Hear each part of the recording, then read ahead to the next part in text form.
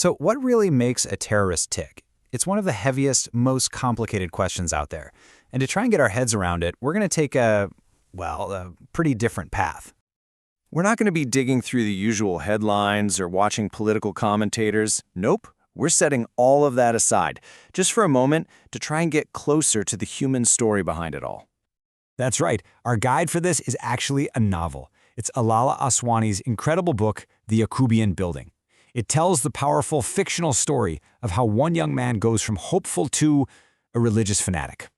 But why? Right? Why a novel? Why would we use fiction to try and understand something so incredibly real and serious? Well, this quote from Joseph Conrad, which is actually cited in the academic paper we're looking at, really gets to the heart of it. The idea is that fiction can get you closer to a human truth than just a list of facts can. It pulls you into the motivations, the psychology, all the social pressures that a news report just skims over.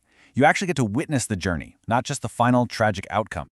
So, to really get this journey, first, we have to understand the world where it all happens. And in this story, that world is basically one building, a grand but kind of crumbling apartment block in Cairo called the Yacoubian Building. But really, it's so much more than just a setting. It's like a living, breathing character that represents an entire society. And the history of this one building perfectly mirrors the massive social shifts in Egypt. I mean, look at this. It starts out in 1934 as the symbol of pure elite status. We're talking ministers and foreign bigwigs. Then, bam, the 1952 coup happens and the new military elite takes over. You fast forward to the 1990s when our story is set, and the place has become this deeply divided world. You've got the rich in their huge apartments below, and literally a shanty town on the roof where poor migrants are living in old storage sheds.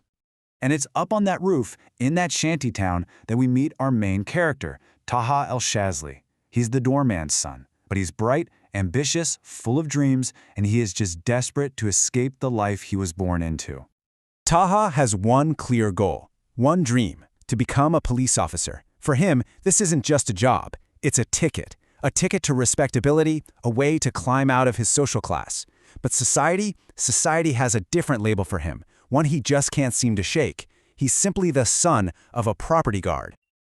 And this right here, this is the moment his dream just dies. He gets his interview for the police academy, he's got top marks, everything.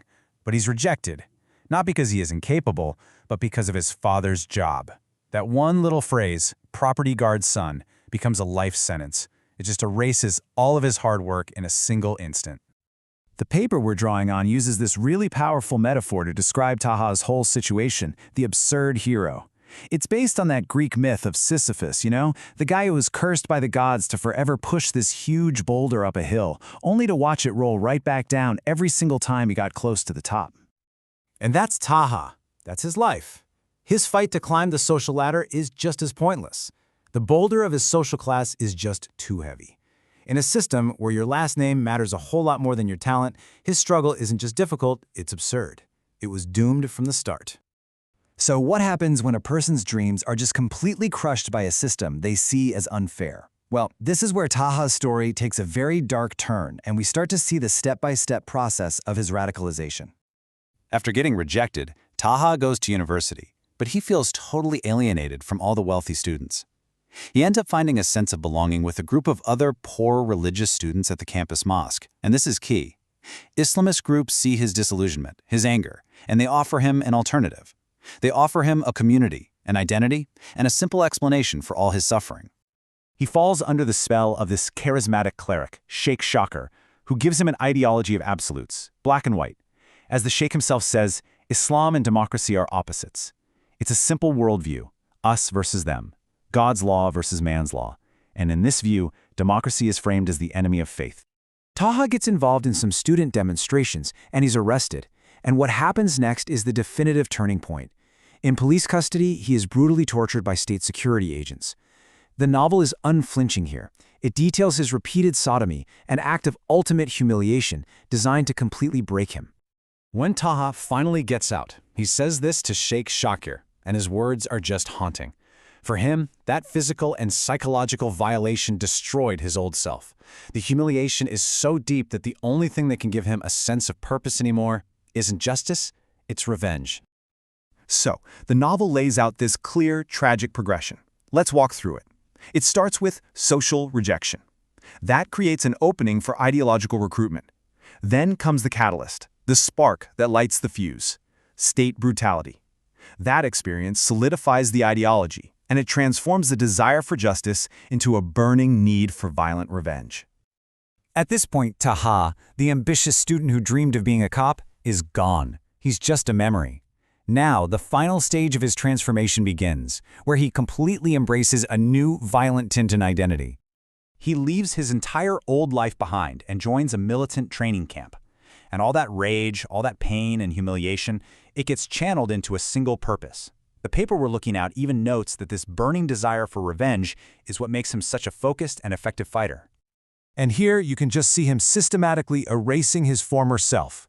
He adopts the Islamic dress, he grows a beard, he cuts all ties with the woman he once loved, and finally, he's married to the widow of a martyr, which cements his place in this new life for good. The metamorphosis is complete.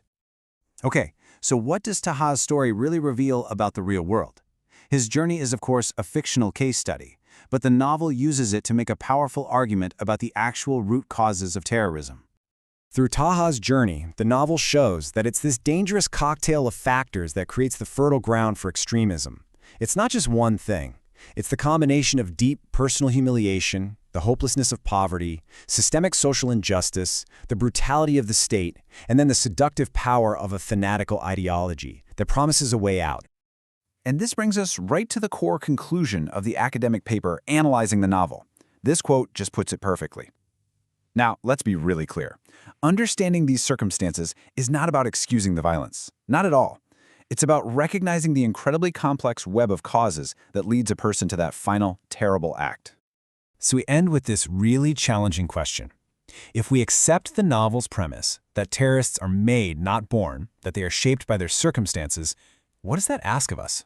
It challenges us to look beyond the final act of violence and examine the very systems of injustice that might be creating the terrorists of tomorrow.